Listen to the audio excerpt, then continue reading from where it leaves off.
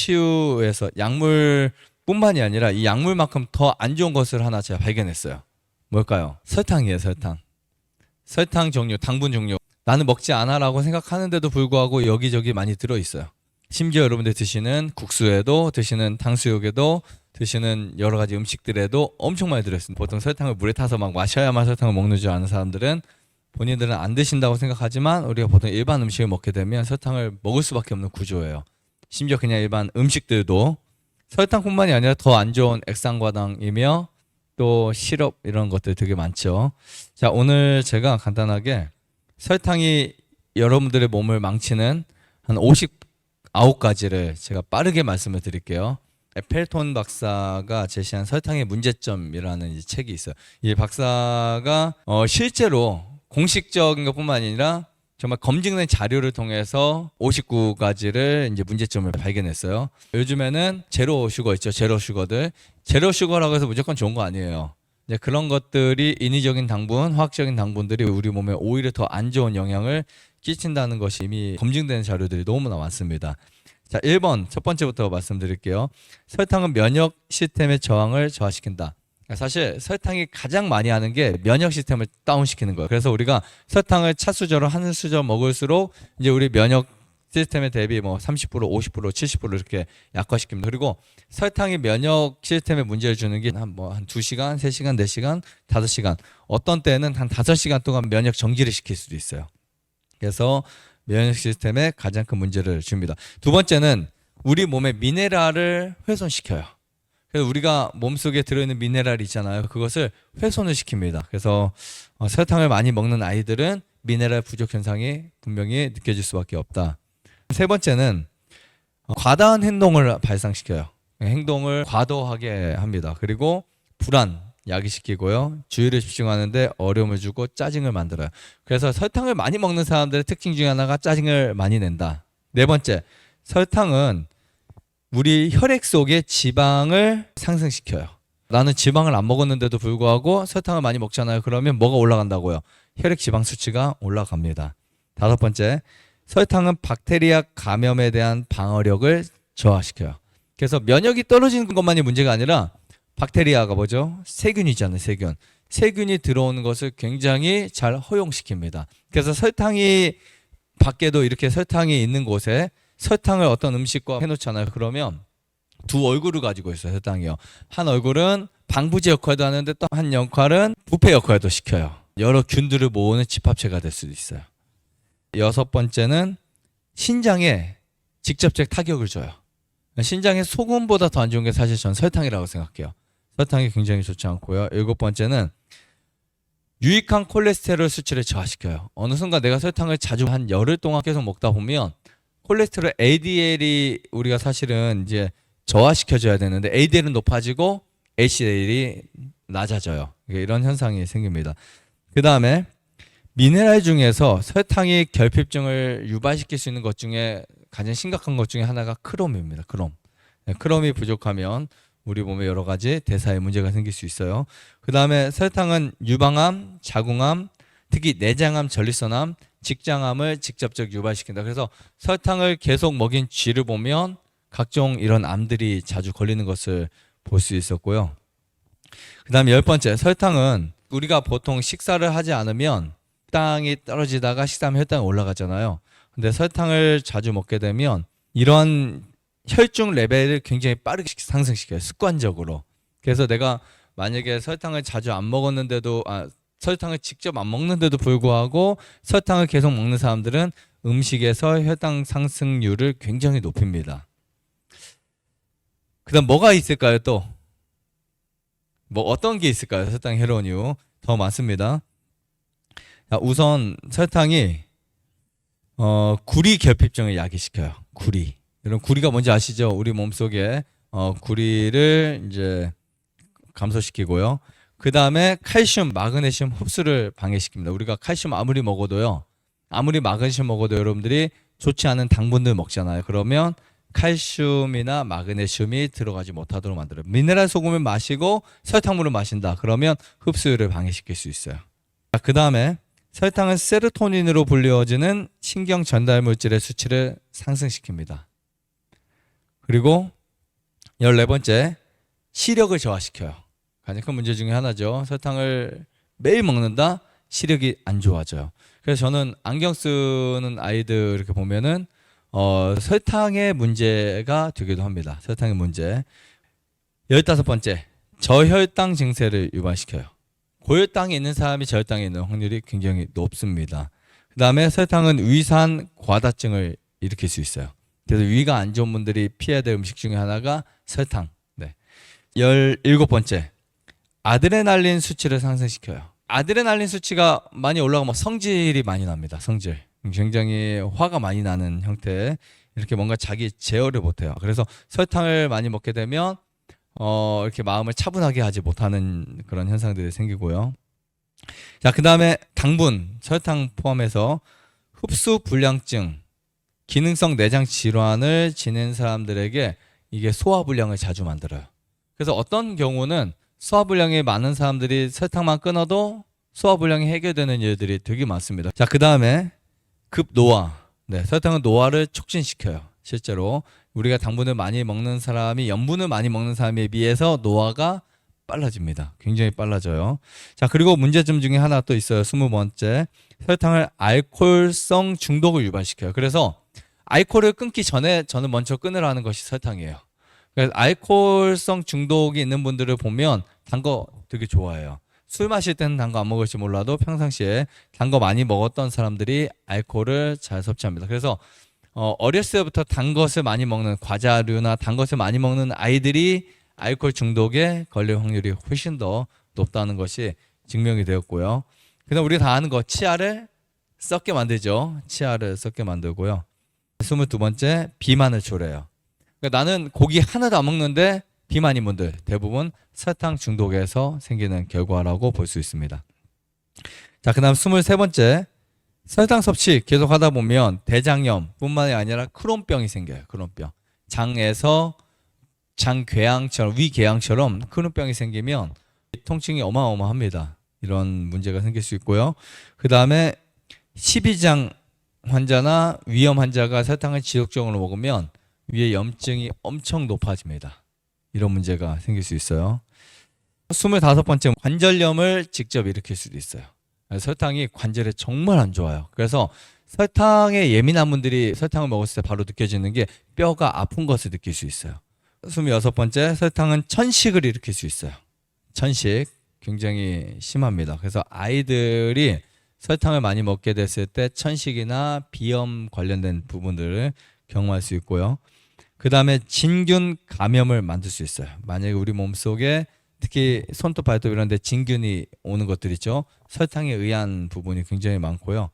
그 다음에 미국에서의 상황을 보면 심장 질환이 정말 많아요.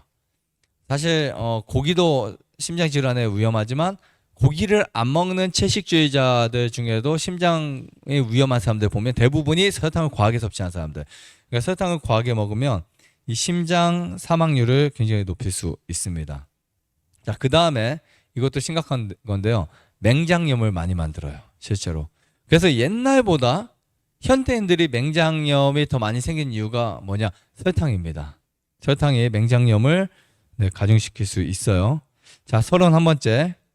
다발성 경화증을 만들 수 있어요. 경화는 굳는 겁니다. 그래서 나중에 여러분 몸 여기저기 막 굳는 현상들, 마비된 현상들을 만들어낼 수 있고요. 그 다음에 치질을 유발시켜요. 단 거 많이 먹으면 정맥이 절대 안 좋습니다. 정맥 활동이 안 좋다는 것은 정맥 피가 나갈 때는 빠르지만 들어올 때 느린 현상이에요. 치질이 만들어질 수 있어요. 심각하죠. 그러니까 여러분 주변에 설탕을 많이 드시는 분들이나 이런 분들에게 좀 얼마나 심각한지를 우리가 지금 느낄 수 있어요. 자, 그 다음에 34번째, 설탕은 피임약을 사용하는 사람의 포도당과 인슐린 반응을 상승시킨다. 그러니까 이게 직접 실험한 내용들인데, 그러니까 이제 피임약을 먹은 한 여성이 설탕을 먹었을 때 인슐린 반응이 굉장히 상승되는 거예요. 그러니까 당뇨 환자가 직접적으로 될 수 있다는 거죠. 35번째, 잇몸 질환이 생길 수 있어요. 설탕을 계속 먹으면 잇몸에 피가 나거나 잇몸 관련 질환이 많아집니다. 치아가 썩는 것뿐만이 아니에요. 잇몸 질환이 생기면 심각한 문제들이 일어날 수 있어요. 36번째, 골다공증의 발병 위험을 높여요. 실제로 뼈가 약해집니다. 너무 당연한 거라고 생각할 수 있겠지만 여러분들이 드시는 당분이 지금까지 그렇게 만들어 왔던 거예요. 그래서 저는 질병의 가장 큰 원인들이 고기 아니면 설탕, 이 두 가지, 고기 아니면 설탕 이런 것들 보고 있는데 설탕 굉장히 해롭습니다. 자, 그 다음에 설탕은 타액을 산성화시킵니다. 자, 38번째. 설탕은 인슐린 민감도를 감소시켜요. 인슐린 민감도는 세포에 들어가서 세포를 열 수 있는 능력치인데요. 얘가 감소시켜지면 세포는 문이 열리지 않습니다. 즉 혈액 속에 당 함유량이 높아질 수밖에 없다라고 이해하시면 될 것 같고요.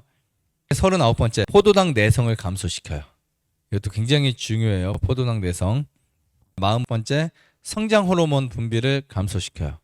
41번째, 아까 좋은 콜레스테롤을 어떻게 한다 그랬죠? 낮춘다 그랬잖아요. 반대로 나쁜 콜레스테롤을 더 높여줘요.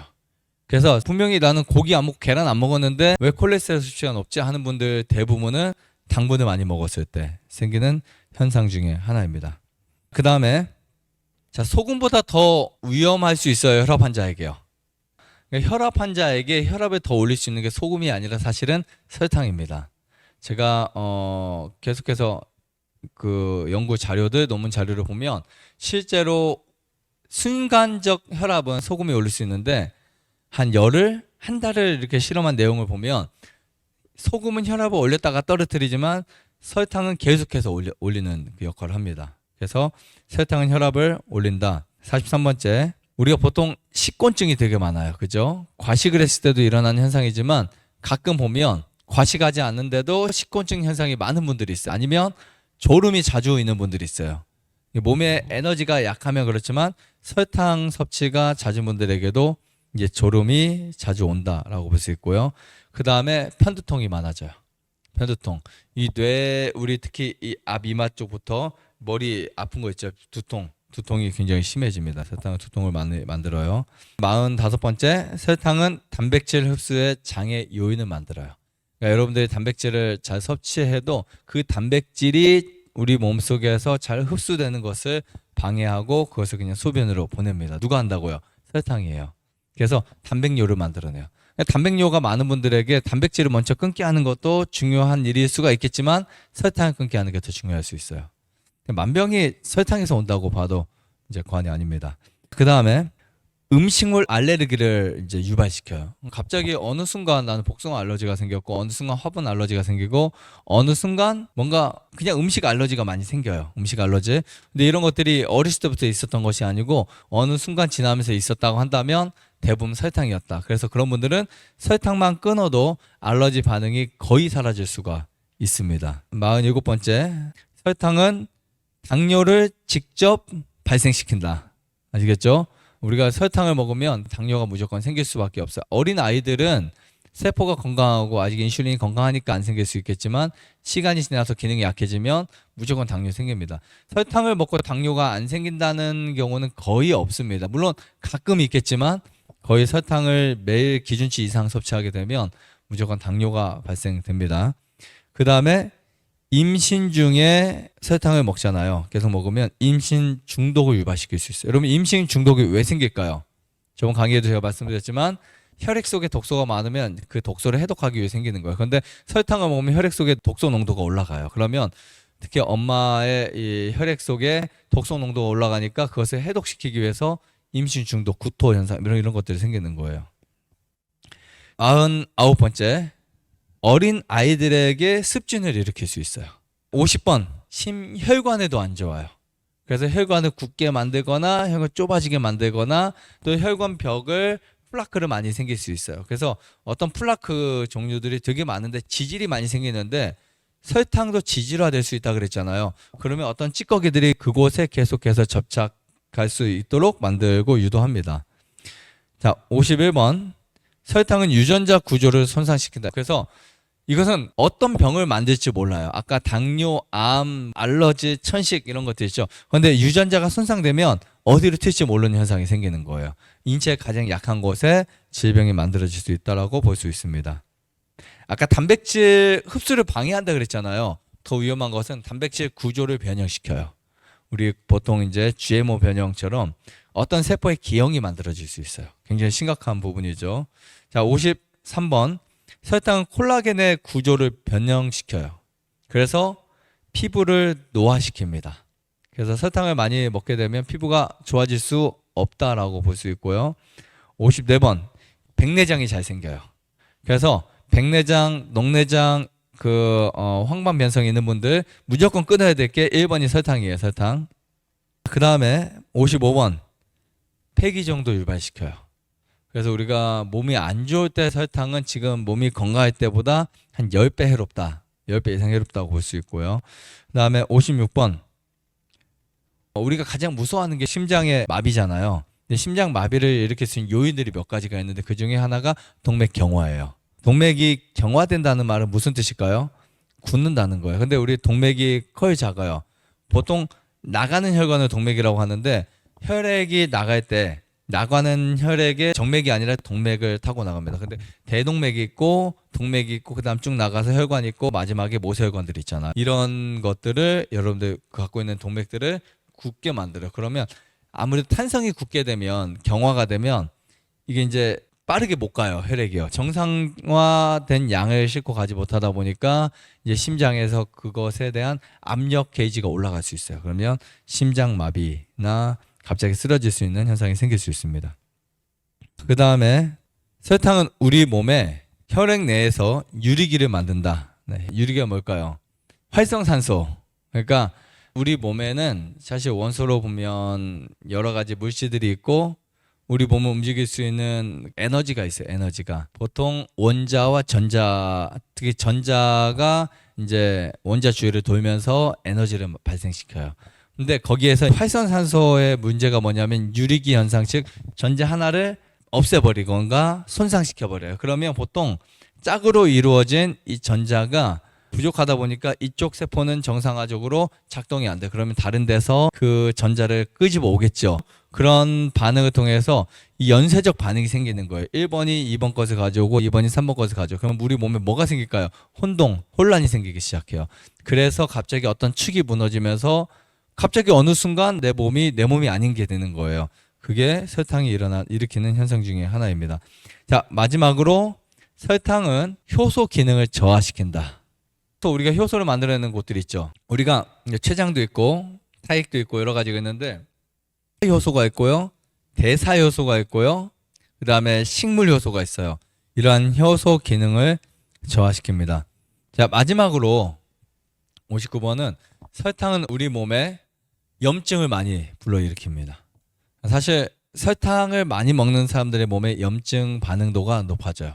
그래서 이런 부분들을 여러분들이 좀 더 충분히 깊이 생각하시고 단지 설탕뿐만이 아니라 이 단 것들 이런 것들도 이제 좀 멀리 하셨으면 좋겠고요.